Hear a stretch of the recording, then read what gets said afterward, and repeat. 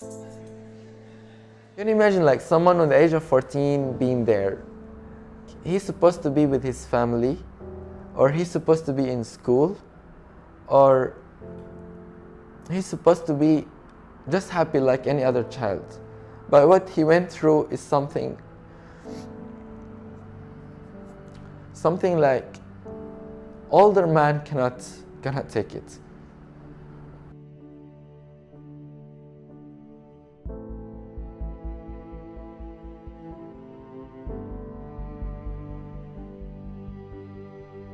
I'm originally from Aleppo, Syria, and have been living as a refugee in Malaysia for 7 years.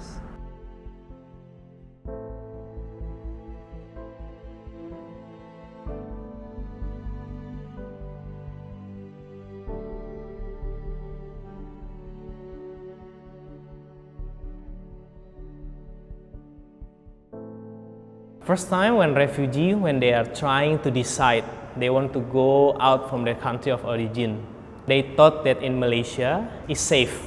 There's no war happening here.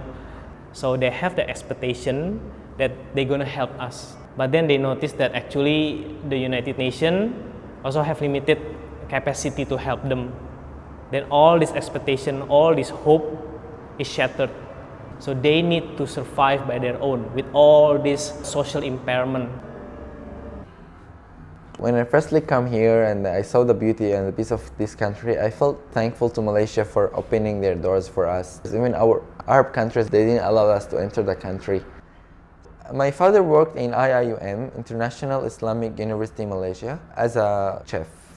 But he stopped due to his health problems, so my elder brother and I decided to work to support the family. And then they took us to the jail for 9 days in Malaysia because of working. 2014, I was at the cashier. Suddenly, a very tall and huge man came in and asked me, "Where's your passport?" So I was like, "My passport at home, but I have the UN card." So I showed him my UN card, he took it and he told me, "Okay, wait here for a while, sit down." So I sat, and then I realized there was a group of them. They came in from all doors and they arrested all the illegal workers as well. Suddenly they put the handcuffs for us. They put us inside the lorry and they took us to the immigration office at Putrajaya. So there was one lady, immigration officer. She came to me and asked me, "How old are you?" And then I said 14, and suddenly she slapped my face. She said, "14 and working? Do you know that in Malaysia, if you're under 18, you're not allowed to work?" That slap, it really made me feel I'm nothing. And then they took us to the jail. They put me in a room with 20 other people. And the toilet was also inside, and we all should sleep on the ground. And the food was so little. And sometimes there will be some drinks, sometimes there is no drink. And for water, we need to drink from the toilet tube. 9 days, I never seen the sunlight. It was dark, all dark.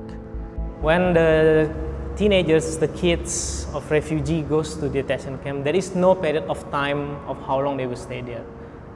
Most of the case I heard, it depends on the policeman or the authority mercy.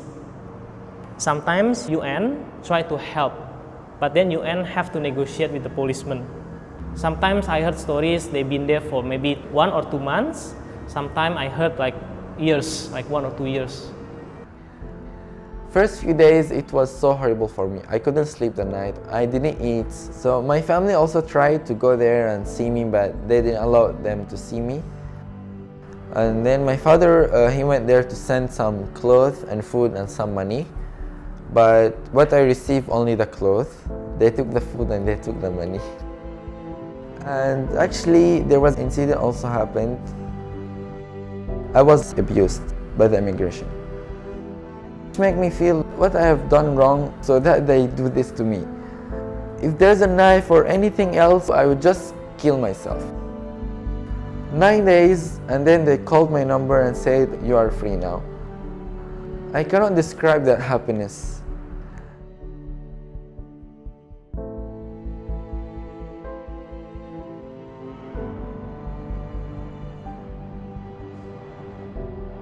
It's very traumatizing for the kids, for the teenagers who experience physical abuse like bullying and also slapping and beating in the detention camp.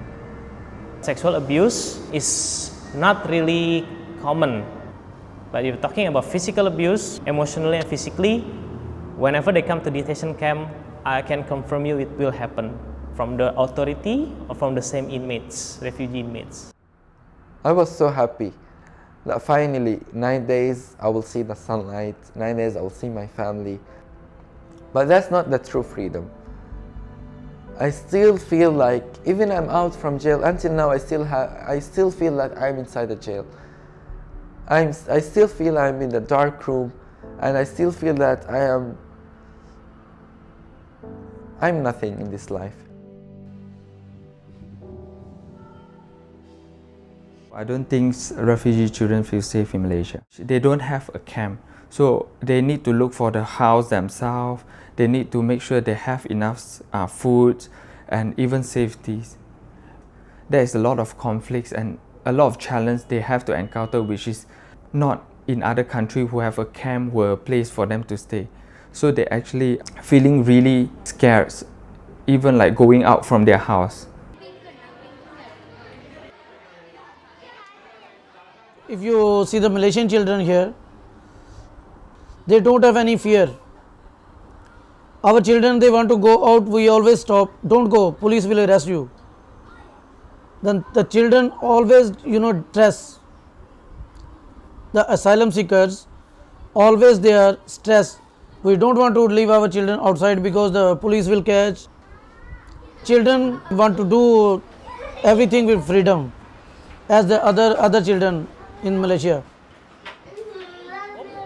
What I hope that Malaysia can do for the refugee is at least the government can work with United Nations and make them have legal status in Malaysia so they can work, because they need, not they, we, human, we need the money to survive. It's our basic needs.